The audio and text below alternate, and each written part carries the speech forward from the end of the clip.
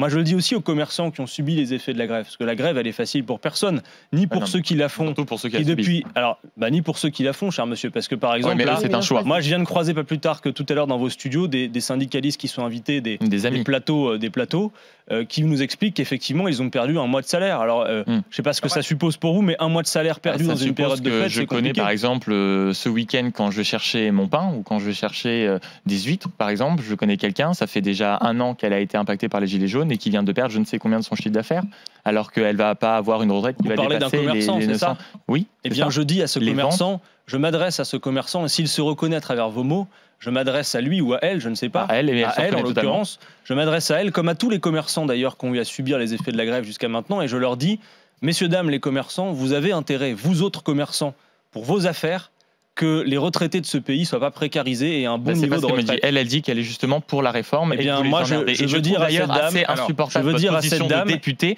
qui, quand même, vous passez à longueur de temps sur les plateaux à défendre les soi-disant plus précaires. Vous les empêchez de bosser. Vous empêchez de bosser le gars qui n'a pas les thunes, justement, pour aller dans les grandes villes, à Nantes, à Angers, à Paris, et qui bosse ailleurs, qui habite en périphérie, qui ne peut pas aller travailler, qui perd son salaire. Des gens, des étudiants qui prennent le train, justement, pour faire quoi? Du babysitting, qui ne peuvent plus l'ailler. Et vous allez également les étudiants qui ont de temps en temps, qui se sont payés des vacances ou qui justement ont pris un job à droite, à gauche ou qui même ont pris des stages pendant les vacances là à la fac pour aller découvrir, pour rentrer dans le monde professionnel, et ça vous les empêchez. Et en tant que député, justifier ça et continuer à encourager une grève qui met des gens dans la précarité, voire qui rajoute de la précarité à une situation précaire, ça m'interpelle énormément et je trouve ça un peu dégueulasse quand même. Vous avez l'occasion de partir en congé, monsieur, parfois? De temps en temps, ça m'arrive, oui. Il y a beaucoup de salariés d'ailleurs de ce pays qui nous entendent, qui ont la chance de pouvoir partir en congé. Vous savez pourquoi?